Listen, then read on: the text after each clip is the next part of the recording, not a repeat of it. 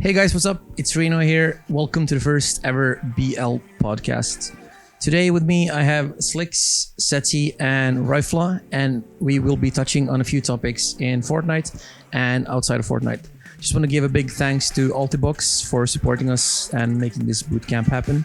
Extremely happy about that. So without further ado, I think we'll just jump right into the topics that we have for today. Regarding Fortnite, I think we as BL, the staff here, we have like a very firm stance so that we want to do almost only real life content. And the reason for that is like we want to create a personality for the brand Become Legends that is transcending Fortnite. So hypothetically, Fortnite does not exist. The brand should be able to be alive on its own. That's why real life content is so important, to give an actual personality. And I think like in Fortnite, almost all the players that I know about, like especially in Europe, they all do like only in-game content. And I guess same goes for all of you. What's your thoughts like on highlight videos and the way the content scene is in Fortnite from pro players? Do you think like it's what's your thoughts about that? Yeah, it's pretty like generic. Everyone does the same videos, and I don't know. For example, Instagram, I think that's easy to do differently than most people do. If you just upload single clips, that's like not gonna grow as much. But if you like, it's easy to upload a bit more like IRL content and everything. I wasn't here when Fortnite scene started. I came like in 2019. So who started this trend with who was like the first early pioneers who started like highlight videos, trap music, and these edits? Where did it begin, like originate? Was it NA or? I don't even know. Maybe I think NA. Twifo and them. Yeah, Twifo. Okay. Yeah, I love Twifo videos. They're good? Yeah. I haven't really watched. Does he still make videos? No. Okay. I like on Valorant maybe. Okay. Oh, he's a Valorant player now. Yes. I think so. Yeah. Yeah, I think back then they set the standard for like making like 2-minute videos with only highlights and some music. I think they were the first ones, like Booga and Wi-Fi. Yeah, I kind of understand it, like because when you have a scene and somebody does something and they become big, often like young kids or people who are new to the scene look up to that and they think, oh, so this is the way that you gotta like do it, and then everybody starts doing the same. But it's like a very, very one-dimensional right now. What have you thought about some of the content is good, and I understand like if you're very interested in Fortnite, it's interesting to watch your favorite players and watch the people that you like. So I get that. And also I know that some players want to watch players in their own language or from their own country. So like they just want to watch in Finnish or Polish or Swedish or whatever.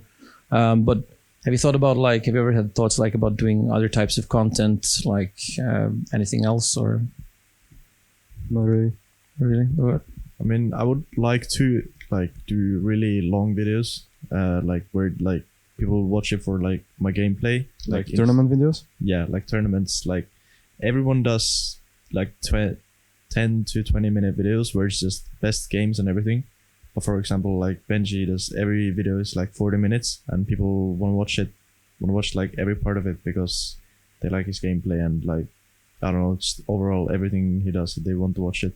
That's what I would want to do because it's like, I don't know, more about him personally, not like what everyone else does also. Interesting. I think it's also like in Fortnite you have this ability, like if you have a channel that's not that active, not that many followers, like if you pop off in a tournament, that's going to be like a huge like uptick to actually get a lot of new viewers, and more people are going to be invested in your content. I think that's one tip I guess I can give in general, like for people who do, like if you win a tournament, the best thing you can do is like you have to triple down on your content creation. Like for most people, they like win and they don't do anything, and it's kind of just the interest fades away because you capture the interest of the audience right after the win, and if you keep pushing out content after that, that's like a very easy way to grow the channels. Like in terms of music, like this is an interesting thing to me. Do all Fortnite players listen to trap music, or is there anything else?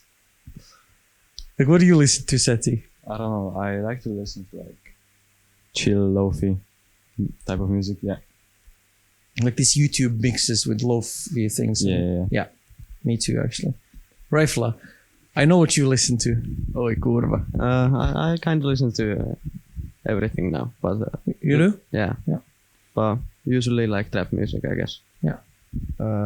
I usually have like 3 songs that I listen to for like, I mean, not. Yeah, well, I don't with listen- your connection. I don't listen to the same songs. I'm not crazy, but I like have 3 songs that I like. Then I just search them on Spotify and let it autoplay, like same type of songs. Okay. Yeah, that's kind of been a hard thing because we as BL, like when you make a brand, like you want to have like a certain feel and aspect of it. So I've kind of been scared because I personally like lots of different music. So I wanted to do other music that is not in the genre, and I've kind of been scared. Well, if I put, let's say, like a super fucking hardcore techno song, these kids are gonna say, "What the fuck is this? This sounds like shit." So it's I kind of understand. Like even for us, it's scary to go outside like this box that's in Fortnite. But I think like in the future, we're definitely gonna explore a bit more on the genres. So I want to talk a bit about like boot camps. In other esports, whenever you think about like what a player wants, it's like to get signed to an org. One of the main thing is to go to events and go to boot camps. In Fortnite, not everybody like wants to go to boot camps. And I think it's a lot to do like with how good ping you actually have at home. Like if you have a bad connection, you want to go. If you don't, like you don't want to go. Do you feel like boot camps have been beneficial to you as a player other than the ping? Like has there been other aspects that you feel is good, is important, and yeah? I mean, in other esports, it's really concept of a boot camp is really different. It's meant for practice. You go there, you practice, and then you go to a LAN, for example. It's not the same in Fortnite when you just usually go there to play a tournament. You know, it's like that's different. So, but for me, I think it's like good that I can play on low ping since I like the game a lot more. When I'm home at like high ping, I don't enjoy the game as much. It's really boring. Yeah, makes sense. Also, like when people go on boot camp, like you have usually team settings. It's like a CS team of 5 people who live in different location. Here as a BL, you're not like in the same team necessarily. You're like, yeah, I'm representing BL, but like playing individually or with different trios. How's it been for you, Setty? How do you feel about like boot camp overall for you? Like, how's it been? I mean, I really enjoyed like meeting everyone from BL, from the staff, from the players. Yeah, so for me, it's like kind of the same as Slix because of the internet connection, and like now I can like stream and shit, and that's was like. Yeah, about streaming, like I saw that you gained like almost you double your followers on Twitch. 30K at the beginning of the bootcamp, and now I'm at 60K after like how many days? 7? Yeah, not even 7 days. I think 6 days. 6 days. That's pretty good. Yeah, I think like this consistency as well. Like you have like a thing going on around you and your trio, and I think it's the interest, and you've been using that. So and being on a boot camp, like putting a face on you is like I think it helps a lot. What about last time we were at boot camp? Like honestly, our food habits were probably the worst. We just ate shit all the time. Not literal shit, but like. Yeah, McDonald's, KFC was kind of part of our diet. But your parents weren't really happy with us last time, so... My parents weren't happy at all. No, what did they say like this time when you were going? What's it? They were like, okay, or like, you have to fix this? They were like, okay, but they wanted me to fix some things. Yeah, so now I eat like salad in the morning. It's better. I can say that. It's better. So, Setty parents, if you're watching, it's much better. It's much better, actually. Yeah. But we're also going to get like, we'll be looking at this deal to get like daily food. And that's going to be like a healthy diet for like 3 weeks now. Yeah. If we get that. So it's like you order this. Yeah.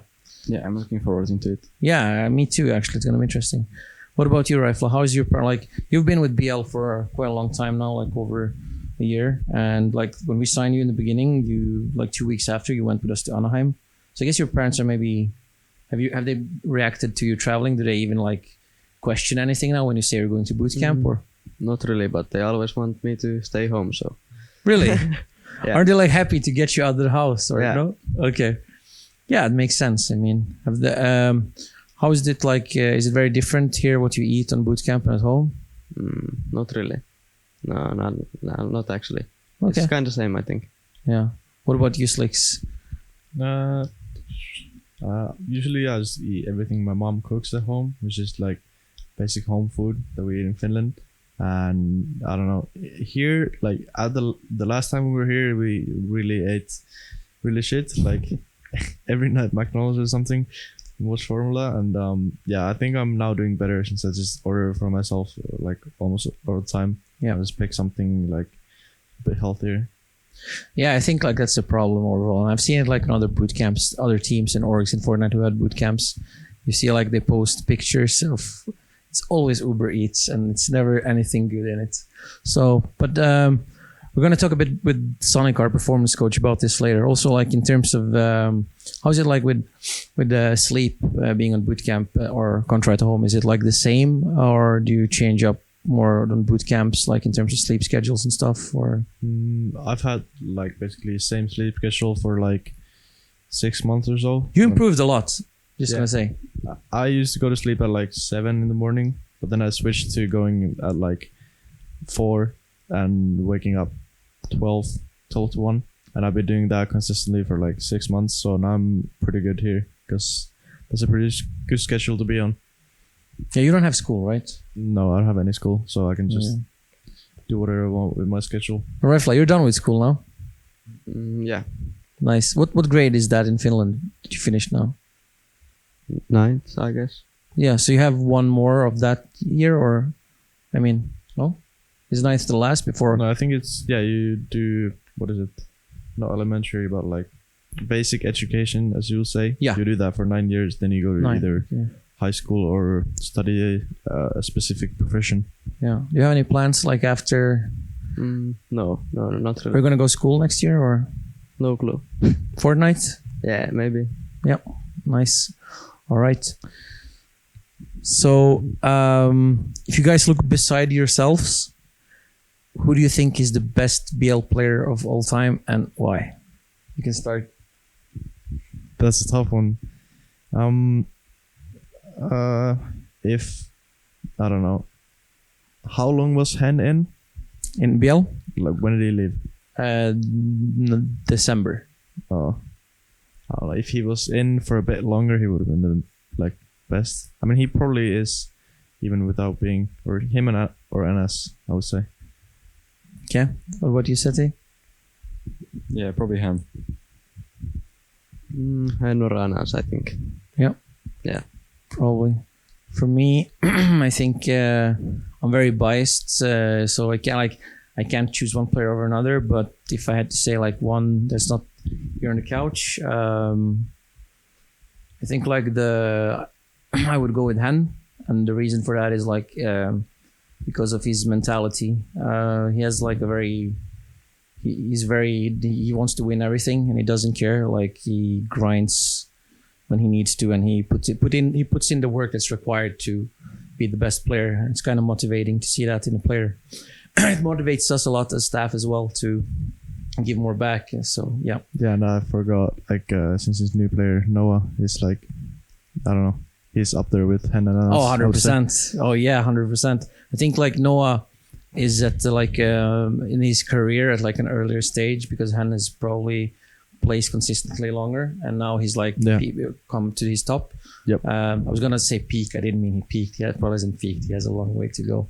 But I think Noah is like just getting started on his like winning, and once. Yeah, Noah's like, I would say, like 3 months behind Hen, like in terms of probably performance. Yeah, agree on that. I would Like say in kind of the solo same. invitation, I remember Noah started like doing good, and Hen was like. Wait, when was the solo invitation? Was that? It was like after 'Cause you have- duo FNCS, like just before summer, or like the start of summer Yeah. last year. All right.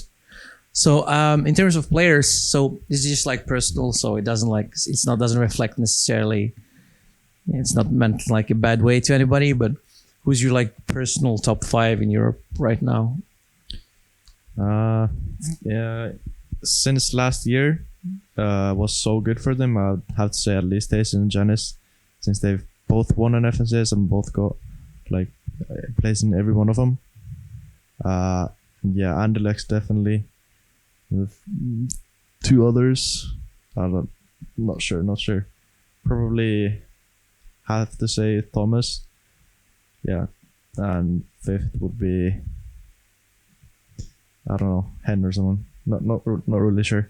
Can't say off the top of my head. That's a good list. I don't know why, but Janis to me feels still a bit like underrated in some ways. Yeah, he doesn't get always the he's- credit he deserves. Yeah, he's Like, Tyson and Johnny's both. Their FNCS placement last year is just unbelievable. You can't not put them in top 5. okay, Setty, what about you? Yeah, so like for me, it's Tyson is definitely up there with Janis, Andelex, Chapix, and Hen. Yeah, that's my top 5, I guess. Yeah, Raifla? I would say Tyson, Janis, Andy Lex Thomas, and I don't know, Mr. Savage maybe. I don't know. Yeah, he's been so consistent actually. When you think if you look at his results, and he's been placing on one thing that, like when we started BL, we were focusing a lot on lawns. Like we wanted to go on events. I think Savage has proven like that he can do well on lawns and online. So I think, to be honest, it's gonna change a lot when lawns come back again in the picture. And if there's a DreamHack in November, as they said, it's gonna be. I think it's gonna be lots of different players in top 10. Then there's top 10 right now. So I think it's going to be interesting to see how that develops. NA is a scene I don't follow that much just because I'm not as invested in it personally and like as BL yet. But who's you say like top 3 in NA, right? for Yeah, you? I can just say that off the top of my head. Saf, for example, like he's been doing good since the start of the competitive. Like he doesn't get as much credit as Sid does.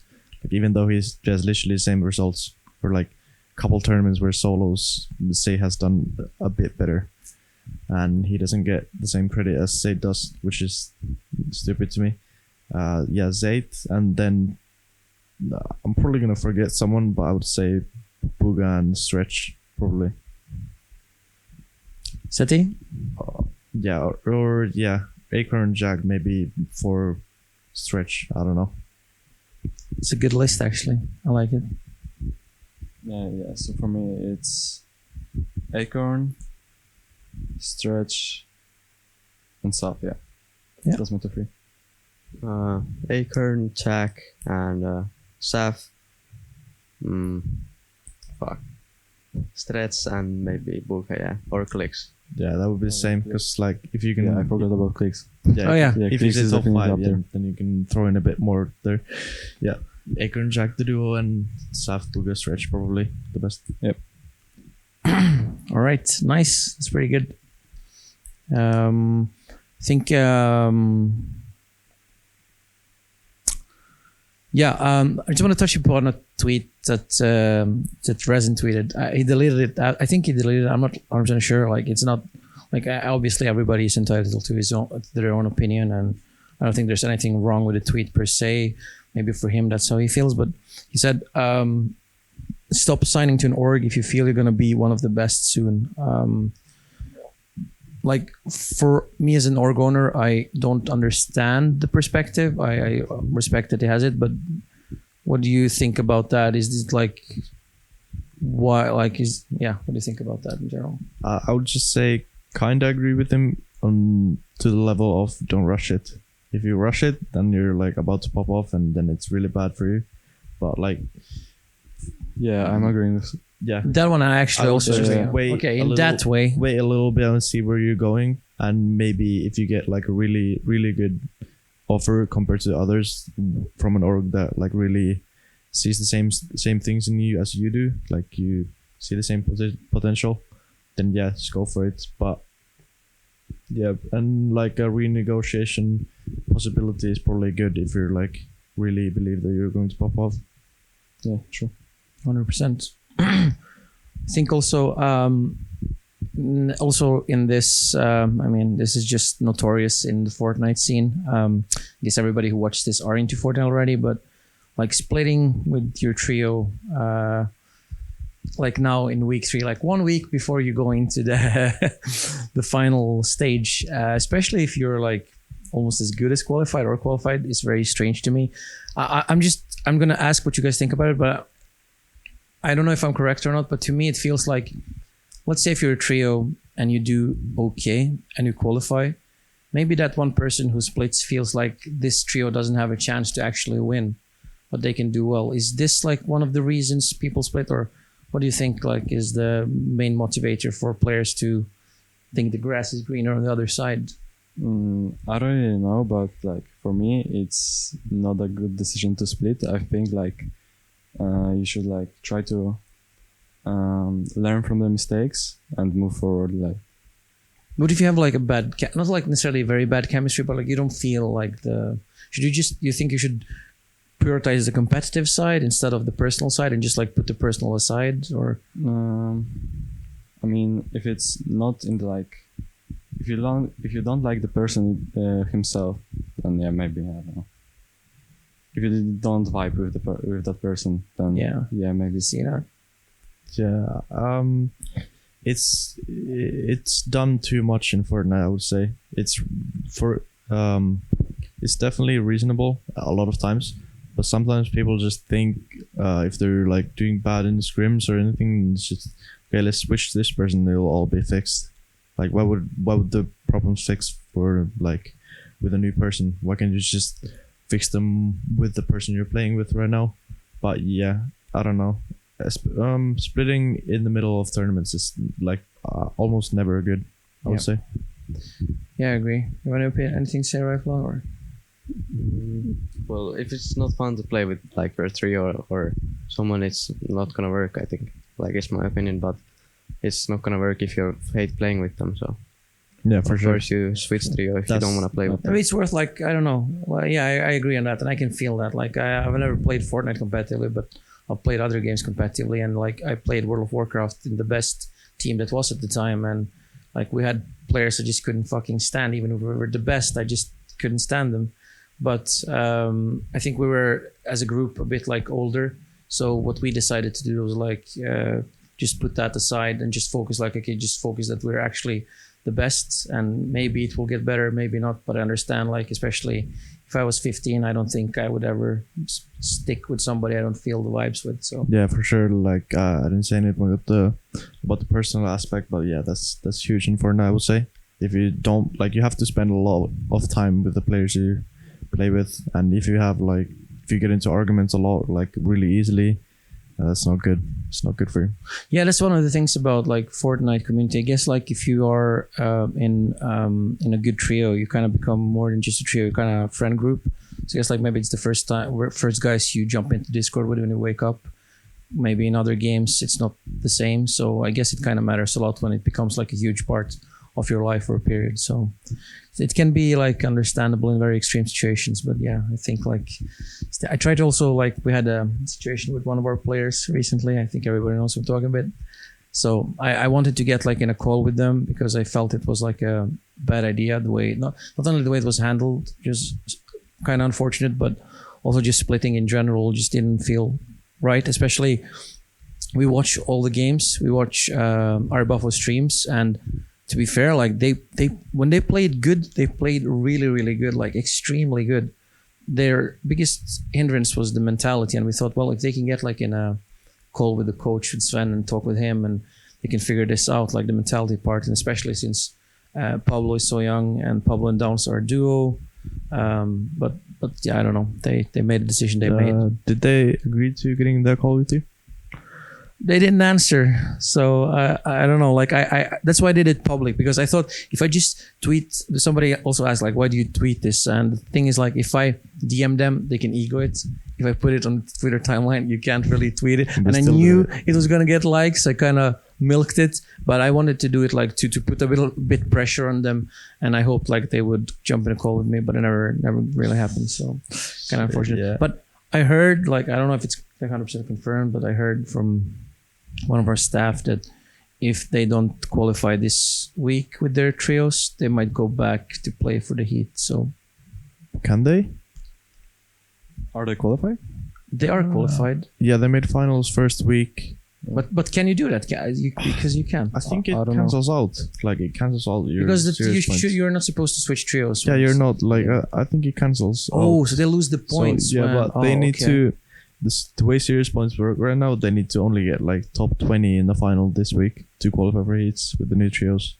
But yeah, I watched them too playing. Air Buffalo, Downs, and Pablo. If we're talking about them right now, Yep. Then yeah, they're like Downs and Pablo argue a lot, like together. Since I mean they've been playing for a long time. Yeah. Yeah, and they like I don't know. Sometimes their mentality against each other is not good. Like I don't like the way they blame each other a lot. Yeah, I don't know. We had when we had another player who, when we signed him, who was considered a bit like toxic by some of the community. His name is Hen, and he kind of went on to do good things, because when we signed him, he was a bit different. He was very young and a bit different person than he is today. So I guess sometimes that can hold a player back, like the mentality part. If you don't, so that's the thing that like we should work on as an org, like especially with the young players, to help them develop not only the online personality but their confidence, and not like in general the communication between them as players. I hope they figure it out high level if they play with their new trios. Good luck. Hope you get top 20. All right. I think I'm just gonna do one more, or actually two more. I'll do it a bit quicker. I'll go into F1, and I'll go into a question like, how is this year for you compared to last year? And then I'll get Sonic in after that. So, how has this year been competitively compared to the last, like at the same time? Like now it's May, so is it better, equal, or worse? A bit worse than last year. I mean, last year started off with duo FNCS. We did really good in the weeks, really consistent, but still failed to qualify for finals. Grand finals. And again, there was one FNCS where we again failed to qualify for grand finals, which was, really unfortunate. We played well, I think, like a couple of games, but then it just all went down. And now it's May. Last year it was like start of solo invitation or something. I feel like I have to now prove myself a bit more. I'm really like waiting for the hits a lot. I really feel like we're going to do good. Yes. What about you, Setty? I wasn't that good in 2020. I feel like I started getting good in like the half of it, like on June, maybe in June. Then me and Teak on the DreamHack duos in December. Yeah, December. And that's when I felt like I can really do this. I can really be at the top with the others. Like names like, I don't want to say. I'm gonna get hated for this. Say no. And yeah, I feel really comfortable with my trio. Yeah. Going into 2021, knowing that it will be trios the whole year. I'm almost sure that we are gonna win one FNCS this year. Yeah, so this year has been definitely better for you than last year. Yeah. What about you, Raifla? Solo Invitational for me was really bad. I just went and played and it didn't really work out. But before May, there was Anaheim. It went good. Bit unlucky, I would say. But don't remind me. It still hurts. Then Duo FNCS, yeah, we didn't qualify for Grands. That was unlucky, I guess. We played good and bad at the same time. Then after Solo FNCS, I think there was normal Solo FNCS, I think. Yep. That went decent too. Could have went better, but didn't go like as I wanted. So you finished ninth. Yeah, I remember you were like after a few games, I had visitors. I couldn't watch the first when two there games. was like 2 games left. I was like top 2, I think. Yeah, I was so fucking nervous. After some games. I was so nervous. This is a BL classic. We do so good until the last game. But once that changes, oh my god, we're gonna win everything. Yeah, about Anaheim, like, do you miss going to Lans or? Yeah, it was really fun, and it was like, how can you say it? Good trip or something. Yeah. Good. Yeah, it was really fun. Yeah. Yeah, it was amazing. I miss it too. Me and Stian talk about it all the time, like the LA vibes. Kind of want to go back. So hopefully, if there's a DreamHack in November in Sweden, then I hope there will be one in 2022 in the United States. If it is, we're going. Like we're 100% going. There's no doubt about that. One thing that we kind of started to do last boot camp, like we bonded together over F1. Originally, people didn't want to like watch it, Elix, and then I convinced him, and then we started watching it. It kind of became like a thing that we did every night. That show is extremely good. If you haven't watched it, Drive to Survive. I think is it called Drive to Survive on Netflix, and it basically follows like the F1 seasons from the last 3 years. And for me personally, as like a team owner, getting the insight into the F1 scene and trying to understand that has actually made me think a bit different about some things, and it has been valuable for me. Have you felt the same, like as players, like just watching the F1? Has it been any impact or motivational? Like, yeah, it's been. I've seen. I didn't realize before watching it like how competitive it is. It like so many aspects can go into it, and sometimes it's not even in the driver's hands what they can do. Sometimes it's the like Grosjean Classic. Grosjean Classic, yeah. Sometimes it's the like, how do you call it? The garage guys. Sometimes it's their fault that they don't win. Sometimes it's their driver's fault, and it's like you can't really blame anyone because you don't always drive your best. They don't always do their best. It's like Fortnite. Sometimes the servers. Sometimes the servers, and so much things can happen, and they focus on it a lot. And like, yeah, it's really, really fascinating how it's all about winning. They never care about second places or anything. It's all about who wins the race. No one cares about second or third. Yeah. Have you watched anything? Did you watch Setty when you came home the season 3 or? Yeah, I did. Everything? Like half of it. Yeah. It's really good. Have you watched it, Raifla? Yeah, I finished it like instant when I came back. Yeah.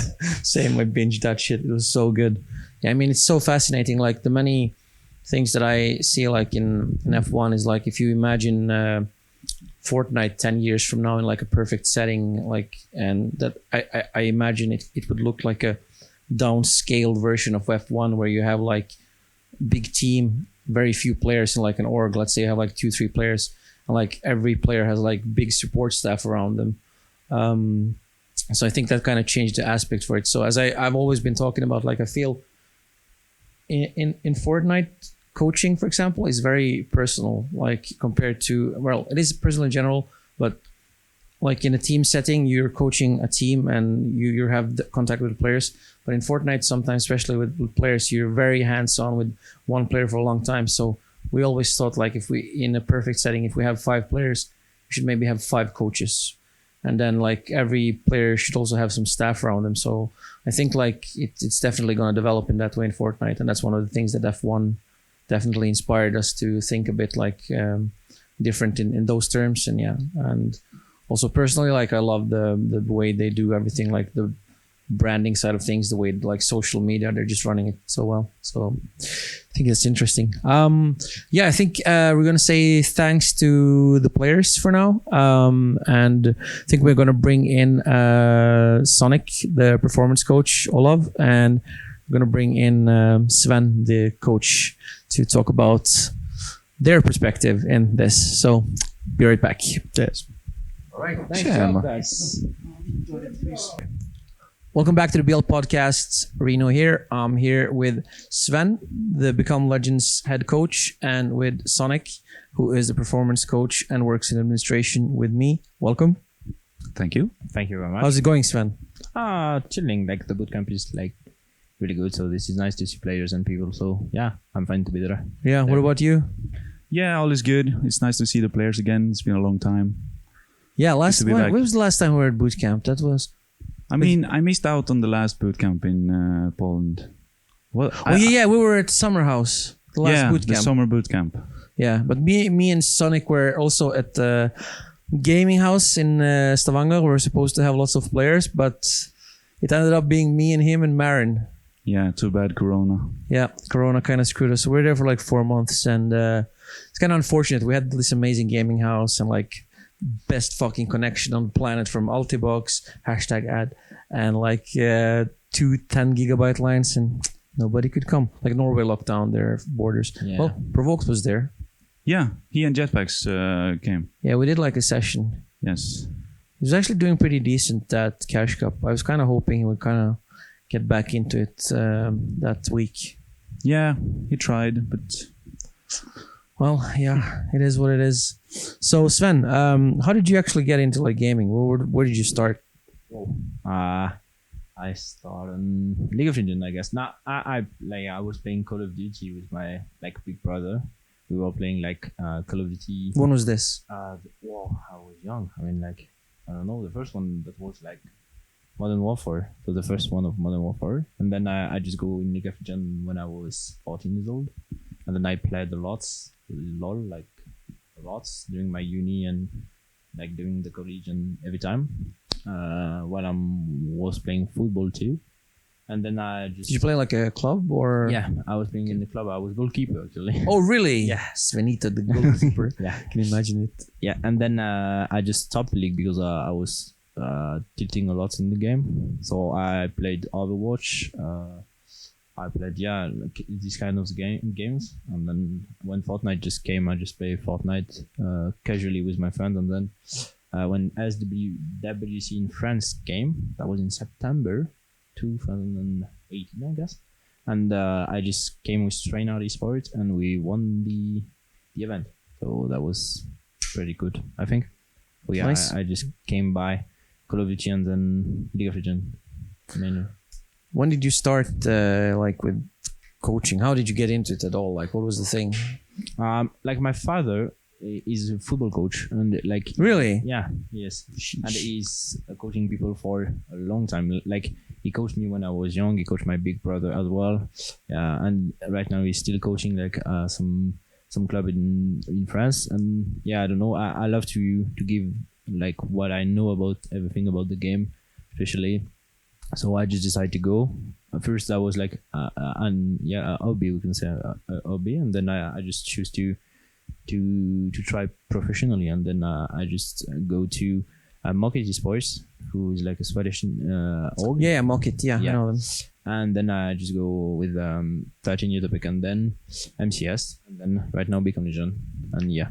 Yeah, you also Very work in a school. Is that are you a coach at that school? Yeah, like this is different like way about coaching, because this is mainly students.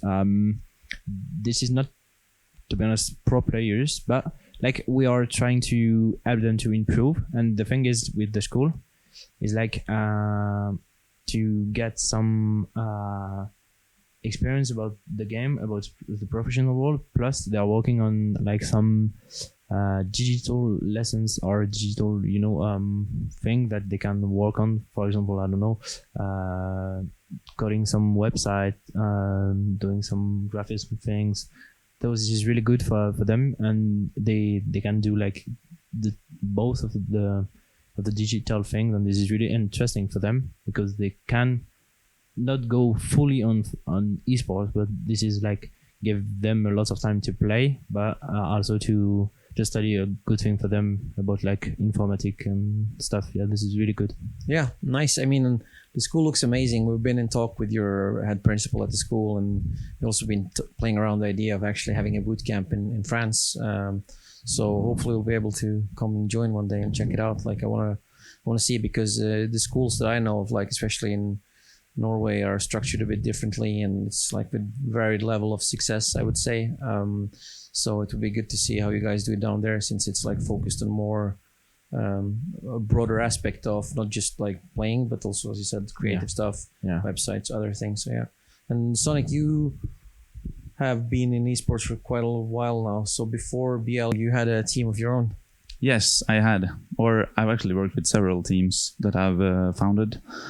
I mean, I've been in this industry for 10, 11 years already. So I've had I think I founded my first organization already in, what is this called? Before high school. Me and some friends. And I had 5 friends playing League of Legends, and they were going to this LAN party. But I wasn't one of the players, but I loved like working together with them, helping them. So I just made a team out of it. Like even What was without it called? What was the name? oh, I don't even want to say it. Say it. I had like this idea that I thought was cool, but When you're young, everything is cool. yes, Team Emotions. Team Emotions. Yeah, it wasn't that bad. but the cringe thing was that all of the players renamed to like different emotions. So Oh. we had like EM was like short for emotions, and we had like crazy in the bot lane. We had like drowsy in the top lane. So yeah, I mean it was a fun idea. It's a bit funny. Yeah, we won that tournament though. Oh, The one nice. so that was good. Sonic, the coach, winning from the beginning. Oh shit!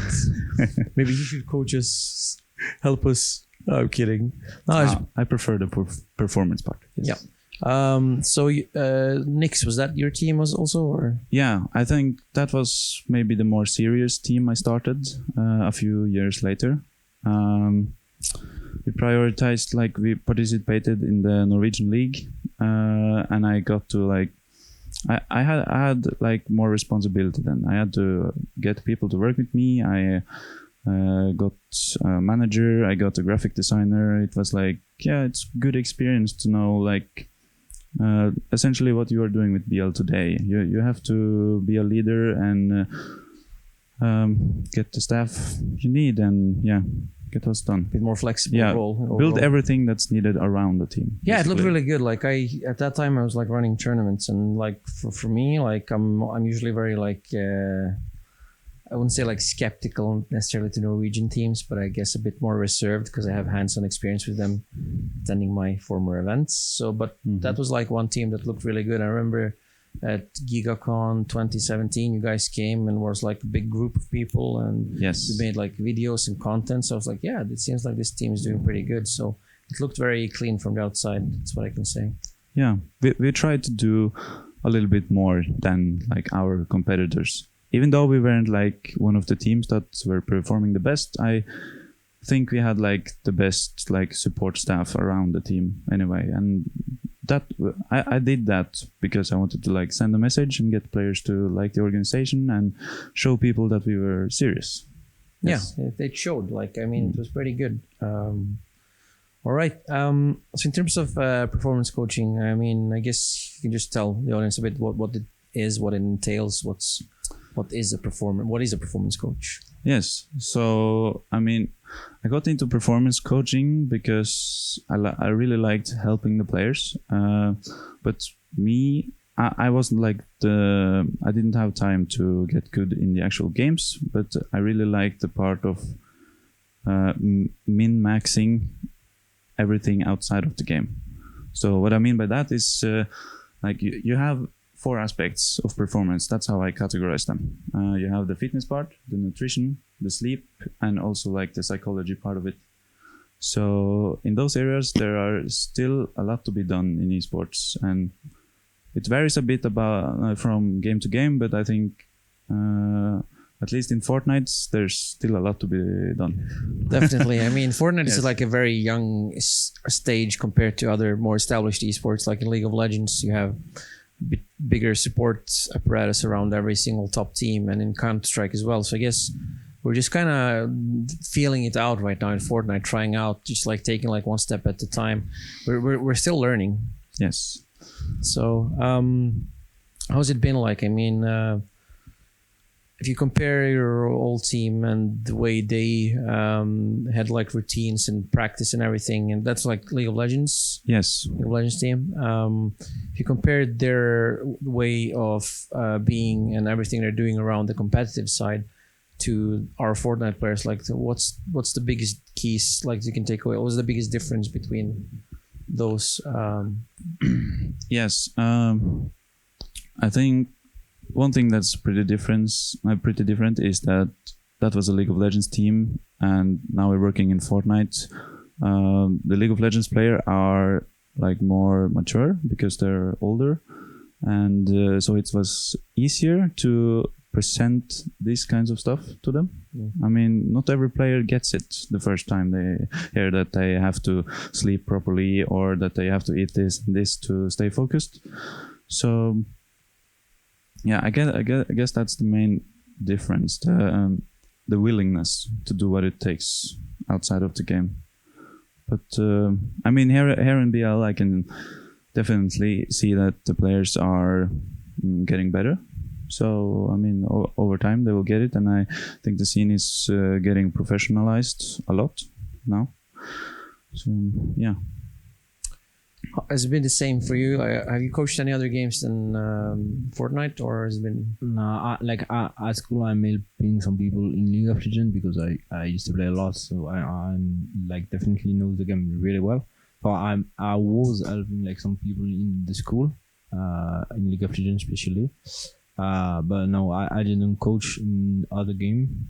Actually, this is why this is interesting for me to be in BL, because I can speak with people like Sonic who like knows a lot about, as I said, nutrition, about like psychology, about this kind of thing, who like which is helping a lot of the players, you know. So this is really interesting for me.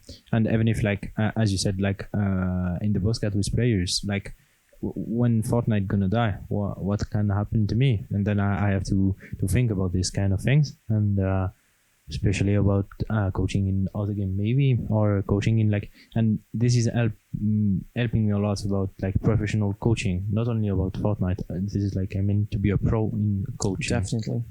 Yeah, I mean, it's been definitely impactful. I think in the beginning when we started BL, coaching was not really a thing, and most players were not willing to be coached. And I think a lot of players had the perception, maybe some still have, that like to be coached, the coach needs to be a better player than you, like, so they wouldn't listen to somebody. And we had that problem because our former coach Jetpacks came in at a very early stage. He helped us with like preparation for the World Cup. We had a boot camp.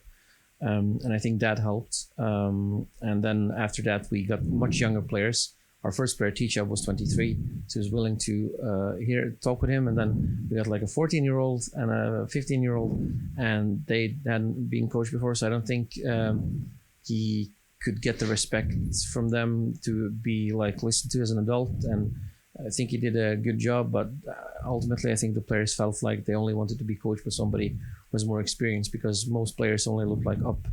They don't really look like sideways or down when they want to learn something, as it is with young people. But I think coaching has developed a lot, and it's getting better and better, especially this year, since just trios, it's becoming even more and more important to have a proper coach. It's like surge plans. There's so many things to think about for a player, and if you have somebody who can help you there, I think that can help. Another thing I think is underrated with coaches is like most players who are doing good, they never consider the fact that there might come a day where you're not doing good. There might come like a long period where you're doing even really bad or extremely bad. And if you don't have like a support system around you with the right people who can help you get back up, it's easy to fall off and say I'm quitting Fortnite, because they don't see a way out of that rut that they're in. So I think that's one of the important things about performance coach and coach in general, that it's going to be more and more visible as time goes on. How is it like being on boot camp with the players, Sonic? Like in terms of now, we've had a bit younger squad earlier. I think our players now are a bit older. Is that like a visible difference? Do you notice? Yeah, I think so. I mean, up until now, Setty and Slix has been the only ones here.